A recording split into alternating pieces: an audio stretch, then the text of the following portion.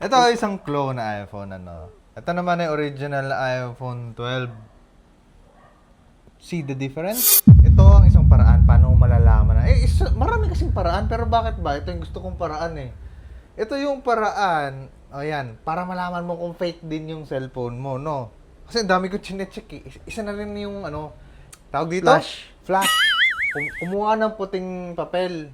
I-on mo yung flash. Kita mo medyo blue. Kita mo yan.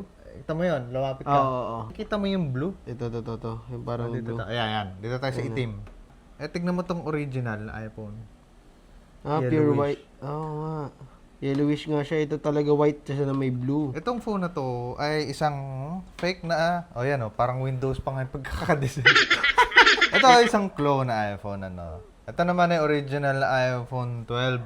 See the difference? Oo, kitang-kita ngayon, no. Magkaiba Kaya sila. kapag medyo blue na yan, oo, pwedeng original, pero pwede ring napalitan na. Pero dito naman, syempre, of course, kitang-kita naman, fake siya. Bali dyan nakikita kung original din, kung Isa original. maraming way. Pero ito yung isa. Yung method, okay. Ayos pala. Of course, may natutunan ka na naman. Ciao!